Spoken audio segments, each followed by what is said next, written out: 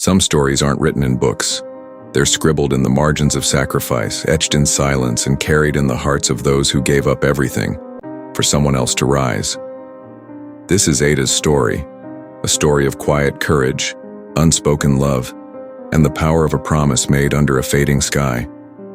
She never wrote for the world to read. She wrote for a boy named Ebuka, in the pages of a diary only she would ever hold. Welcome to Smart Move TV. Here, we tell powerful, real-life money stories, full of emotion, struggle, and success. Like, comment, share, and subscribe, so you never miss a story that moves you. It was a quiet Wednesday morning when Ada stood at the rusty gate of St. Michael's College, holding a packed lunch and a heart full of hope. The air was thick with the smell of red earth and early morning dew. In the distance, the clanging of the school bell stirred echoes of dreams long buried. She was only 17, but life had made her old. Her hands, calloused and darkened from the daily grind of selling ground nuts and bread, clutched the brown paper bag with care. Inside, it was not just food. It was a symbol of love, of duty, of the silent promise she had made the day her father died. "You'll go to school, Ebuka. I'll make sure of it." Ebuka was 12 then, eyes wide with grief and questions too large for a child to ask. Their mother, thin and tired from years of childbirth and poverty, had been the one to suggest Ada stop school. "You're the eldest.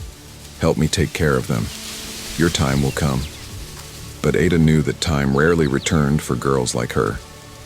Still, she smiled. She smiled when she woke up before dawn to fry a kara.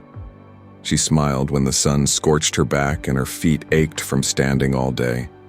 She smiled when she saw Ebuka in his blue uniform, holding books they could barely afford, walking to a future she would never see for herself. Each night, Ada would sit by the kerosene lamp and write in a diary she bought with her first full day's earnings.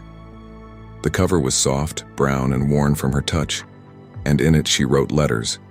Letters to Ebuka, letters to herself, letters to a world that would never read them. "Dear Ebuka, today I sold all the bread by noon. Mama was proud. I used the extra money to buy you a new pen. I saw the way you looked at Chinadu's yesterday. I hope this one helps you write better essays. I also saw how tired you looked. School is hard, I know. But you must finish. You must go farther than I ever could. Promise me you will.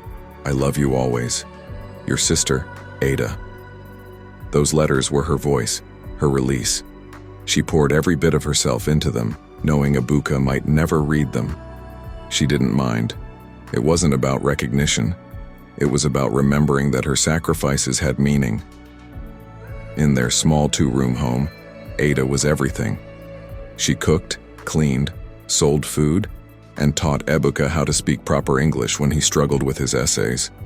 She never complained, but that didn't mean she didn't feel.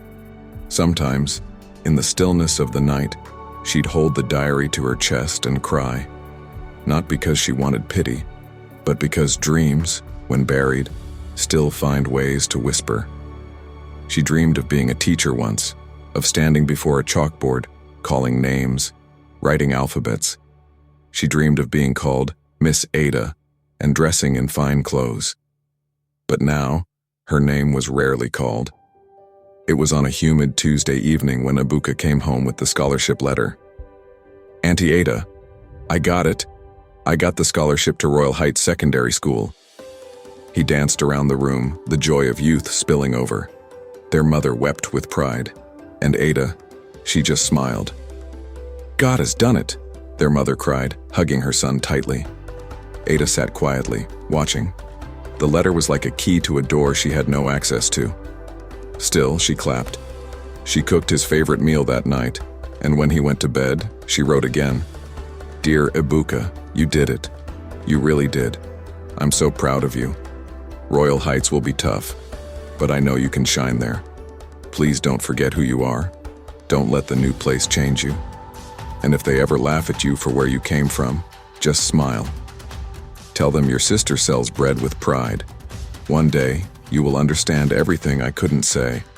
Love, Ada." The days became longer, the sun harsher, The customers rued her. But Ada kept going. With each sale, she imagined a step forward for Ibuka, a better shoe, a better meal, a better book. One day, an old friend named Nena came by the stall. They had once shared a classroom, dreams, and giggles, but now Nena wore a university ID card around her neck and spoke of campus life. "You could still apply, Ada," she said, eyes full of sympathy. Ada laughed softly. "My school is here," she said, pointing to a loaf of bread and a pencil she had bought for Ibuka. But that night her tears soaked the page. "Dear diary, I saw Nena today. She looked so full, like someone whose life is moving forward. I'm happy for her, I really am. But something in me aches, not from envy, but from memory. I remember when I wanted more too. Is it wrong to still want it? Maybe it is. Maybe my purpose is to help Ibuka become what I never was. Maybe that's enough. Maybe." The months passed. Ibuka grew taller. His voice deepened. His words changed. He started coming home less often, and when he did, he spent most of his time on his phone. Ada noticed, but said nothing. One day, while in front of the house, she asked, "How is school?" "Fine," he said without looking up. "Any new friends?" "Yeah, many." "Anyone special?" He laughed. "Auntie Ada, you and your questions." She smiled, but inside, something twisted. She went to her room, opened her diary, and wrote, "Dear Ibuka, you're changing, that's okay. You're growing up. But I hope you remember me, even when the world gets loud. I hope my voice stays somewhere in your memory. Soft, safe. I'll always be here. Even when you forget to ask how I am. With love, Ada." The story of Ada and Ibuka was not a story of loud heroism. It was a quiet, daily laying down of self. It was the kind of love that didn't ask for applause. But love, even silent, leaves echoes. And sometimes those echoes are found in the pages of a brown diary, beneath the flicker of a kerosene lamp, in the heart of a girl who once dreamed, and chose to dream for someone else. To be continued in Part 2, The Unread Diary. What happens when the one you gave everything for starts forgetting?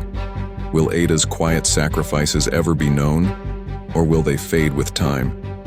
What truth lies hidden in the pages of a diary no one has read? When dreams are buried for too long, do they begin to wither or do they fight to bloom again? Watch out for Part 2 of this story, The Unread Diary. Thanks for watching another powerful story on Smart Move TV. If it touched you, help it touch someone else. Like, share, comment, and subscribe for more. Until next time, keep believing in second chances and smart moves.